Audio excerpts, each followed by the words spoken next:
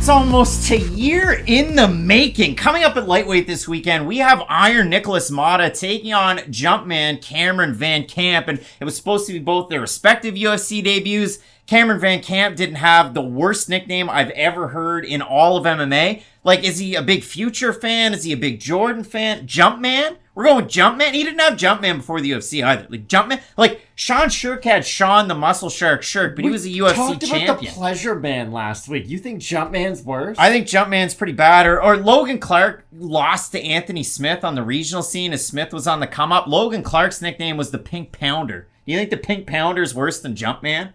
One's hella aggressive. That's how I'll... And it's not Jumpman. No. Tiptoeing in my Jordans. But Matt, when it does come down to this matchup, we talked about this one a year ago, and then the fight fell out, and both guys kind of had to find their way into the UFC. Now, you probably already knew of Nikolas Motta. He was featured on The Ultimate Fighter Brazil. He lost to Glyco França. It's going to happen. He built his way back up. He was on Contender Series. He fought Jim Miller. He got knocked out by Jim Miller. That's tough. And Cameron VanCamp went, okay, well, I'll just do the welterweight thing a little bit more. He came in. He fought Andrea Fialho. He got knocked out by Andrea Fialho. So both guys got knocked out in their last two fights. They're going to meet in the middle, but not really the middle, at lightweight. Matt, we talked about this fight a year ago. You know what we're going to do? We're going to get rid of all of the bad things and the knockouts, and we'll talk about them. And we'll just give you the straight shine, like that tire shine you spray on your tires that goes away within a day. Well, we're going to get rid of that tire shine very quickly, like the weather. We're going to throw it on back to a prediction we made a year ago, and then update you with those two fights that they had in the UFC, the odds, and we'll make a final preview and prediction. Neat fight coming up on short notice this weekend. We have the UFC debut for a couple of fighters in Iron Nikolas Motta taking on Lebanon, Indiana's Cameron VanCamp. And for Cameron VanCamp, it's kind of like he's a flying Wallenda. He's not the only brother that's a fighter. He has two other brothers that are pro MMA fighters. He's a guy that kind of picked up the trade when he was in his senior year of high school, and he hasn't looked back. A total record of 15-5-1, and some fights against some guys that you would recognize. A loss on his record, Austin Hubbard. He fought Bobby Volker at one point in 2019. How crazy is that? He beat Matt, I mean, who can we pick out that's a really impactful win on here? Dan Stitkin, that people might recognize. He beat Quentin Parks Jr. twice. He has a no contest on his record against Thomas Gifford, and he ended up losing by submission in the first minute. But Gifford, gonna Gifford, and it ended up as a no contest at the end of the day. But for Cameron VanCamp, he's a guy that switches things up on the feet. He'll start out orthodox. He'll switch over southpaw, throw a couple jabs out there, go back over to orthodox. But really what he does very well in his fights, he's just so tricky to try and figure out whether he's working in his grappling, whether he's working a flying knee to end up into the clinch to get you down and then submit you. Like, he can get it done in a lot of different ways. In this fight, though, he's going to be taking on a Nikolas Motta that's one of the more dynamic strikers that you're going to find outside of the UFC. This is a former CFFC champ. He earned a shot in the UFC with a win in 2020 on Contender Series over Joseph Lowry. He was booked to take on Damir Hadzovic earlier on this year. He got hurt. He was supposed to take on Jim Miller this weekend. Miller dealing with some COVID complications. So ultimately we get this fight. But if you know Nikolas Motta, there's a reason why he was booked against those high-value names. His losses on his record, Robert Hale, Antonio Carlos Ribeiro. He lost to Glyco França on, The Ultimate Fighter Brazil Season 4. Got finished in that fight, but França would end up winning the season. And then before that, or in the middle of all of this, he knocked out Joe Selecki in 2018. That's a pretty big win. I think that's why you'd see Motta matched up with a Hadzovic that's been in the UFC for a long time, who ended up fighting a really tricky out in, who was it? No longer in the UFC. Nancy Medeiros. Or against a guy like Jim Miller that has that big-time name value. That was a big stepping stone for Joe Selecki. Would have been an opportunity for Motta. Now Motta draws VanCamp, who's got to try and make the weight on really short notice too. His last fight for VanCamp, that is, in 2021, back in July, he fought at welterweight against Kenny Gaudreau. Finished him in the first round. Before that, he fought Haraz Sayan. That was at 170 pounds, but his opponent, Sayan, was not 170 pounder. He was a little guy. So this is going to be tricky. VanCamp has a lot in terms of reach and height in this fight. So what do you say here? Cameron VanCamp reminds me a little bit of Kevin Lee. And I understand Kevin Lee might go for a lot more takedowns, but their games are somewhat similar. And hear me out. They both do switch stances, like you had mentioned, but Cameron VanCamp has a very, I guess, signature trait that I don't like. When he switches stances, he's kind of hittable when he does it, and he's not one of these fighters who knows his own skill set to the level that I'd like. Like, Cameron VanCamp to me strikes a little bit too much, honestly. I would like to see him go more just hardcore, like, I'm going for more takedowns now. Because when you watch his fights and when he does have his most successes, when he is mixing in the takedown with his striking, when he's keeping his opponent guessing is when he is at his best. And it's interesting. Cameron VanCamp switches his stances based on his opponent's stance to make his single leg takedowns easier. If you are standing at him orthodox, then he will match you, I guess it would be southpaw, so that his right hand is closer down to your leg. It's just, those are those like weird veteran things that you don't normally see from fighters making their UFC debuts, but just something I picked up on, something that I thought was kind of cool. Nikolas Motta has legit striking though in both hands, and I don't just want to say that he has good power in both hands. That power translates to his kicks too, and he is somebody who will finish his combinations with kicks. He's not at like Oscar Pereira level of it, where it's like, oh, you do this every single time and you don't have another trick, but he does really like to incorporate his kicks into his striking game, and this should be a really interesting fight, because I could see Motta having two different versions of his UFC career. I could see him having like a Lando Venata type start, to where it's, you get this highlight reel knockout, then we throw you into the deep end of the pool, and you have a fun career, but maybe you don't ever reach the heights that were once attached to you. Or Motta could go out there, have tough competitive fights, and actually develop into a really top tier talent one day. I wouldn't be surprised if that was the case either. For the guy, Cameron VanCamp, his last time out at 155 pounds was back in, April of 2018 against Thomas Gifford, where he got submitted in the first round. For Nikolas Motta, again, former CFFC champ. It should be said, too, for Cameron VanCamp. I made the joke about his brothers are MMA fighters, and that's cool. His last 4 fights with different organizations: B2 Fighting Series, SHP, Chosen Few, United Combat League.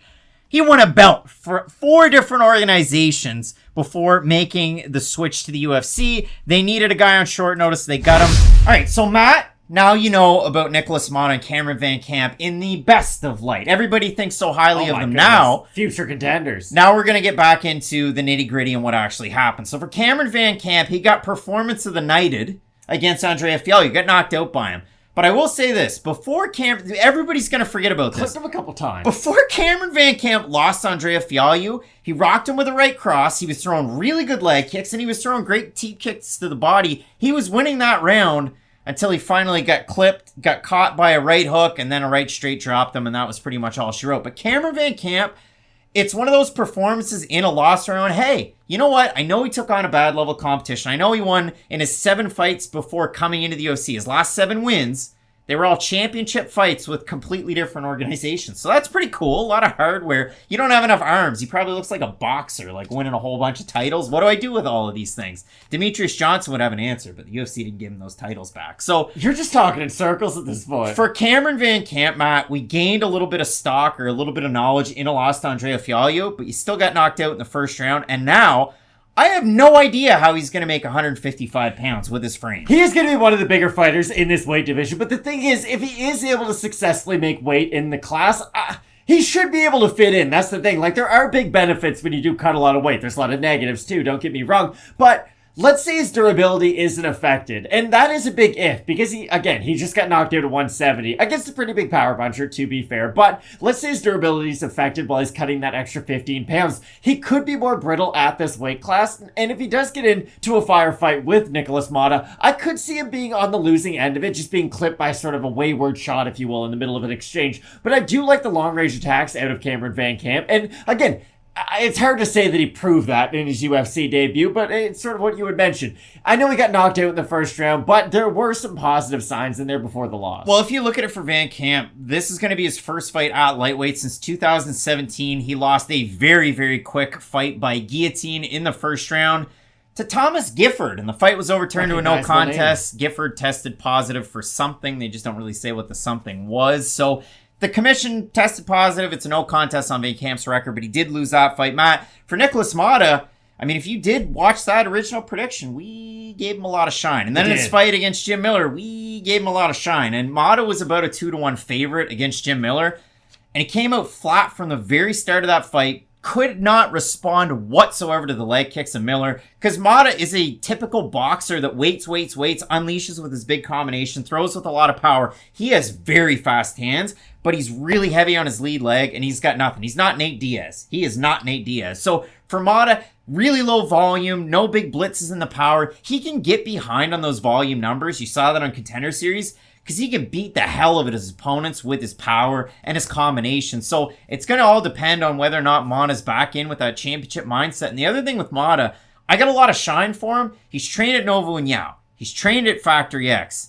Now he's at Extreme Couture. He switched around to a lot of these big power gyms. It's more of a question mark of what am I going to get out of Nikolas Motta than it really is for me as to what I'm going to get out of VanCamp. I think we are going to get a better version than we saw in his UFC debut. He fought one of the more wily veterans that there are out there in Jim Miller, who's been around the block, fought every style of fighter in every manner of fight. So I do think Motta is going to be a much better version of himself against Cameron VanCamp. Again, I think there's levels to this game, as there are, and Jim Miller, I think, is on another level. I know that's weird to say where Jim Miller is in his career, but still, even this older Jim Miller has been a very effective fighter at this stage of his career. So for Motta, I do like his power shots, especially if he is able to get on the inside of the range of VanCamp, and I do think he'll be able to do that. That's the thing about VanCamp. He is good with the long range, but if someone does get on the inside, he's not like a Brian Ortega, the fighter that I normally use. Someone who can immediately go to the elbow to sort of work out a middle range, if you will. Okay, I can grapple if you're really close. I can box you if you're far away. Now I have the elbows to deal with you if you are in that clinch range. I think Motta can have similar success in some of those similar ranges in this matchup. And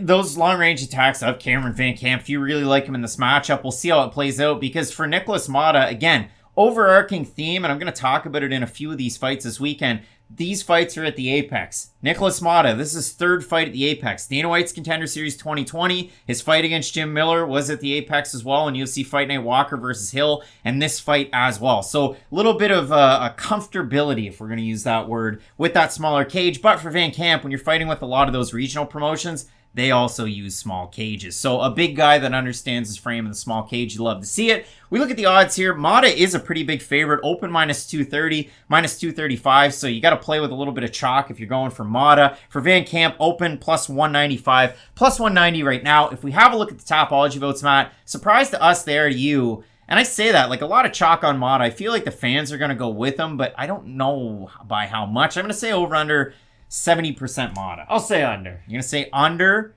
and it's slightly under. So 802 total votes, 64% Motta, 52% by decision, 50% by knockout. For the 36% that have VanCamp, 32% decision, 29% submission, 30% by knockout. Matt, when we do look at this matchup, again, VanCamp, more adept with the submissions. He very much is submission over position if he does get it down to the mat. For Motta, I mean, you see it in the nickname. He boxes. And that's pretty much that. So when it does come down to this matchup, Matt, who are you going with as far as a pick? I do like Motta. I think he can keep this fight in the ranges he needs to keep it in to win. I do like him with his boxing a little bit more than I like Cameron VanCamp's stand-up, and that's why I do favor Motta to win this one. But I'm not a big fan of the odds like you had mentioned. No, for VanCamp, I love the size. I love the kicks to keep the boxer away that he uses, leg kicks to the body. He will mix in the head kick here and there, but when you do look at it for VanCamp, I don't know what he's going to look like at 155. That's what I mean. I think the size is a detriment. This is the Friday at weigh-ins day to get you set up for question mark kicks. So I also like Nikolas Motta. Love the power, love the fury, love the combinations. I have to see them. I didn't see them at all against Jim Miller, and he's a big favorite, and I picked him to win in that fight. He's about the same favorite in this matchup as well. Both of us going with Brazil's Motta, but let us know who you have down in the comment section. Is it Jumpman, Cameron VanCamp? Is it Iron Nikolas Motta? Some big fights on this card. A marquee banger at 135 pounds in the main event between Song Yadong and Corey Sandhagen. So keep it locked in with Fight Night Picks. We always say, let's get into it.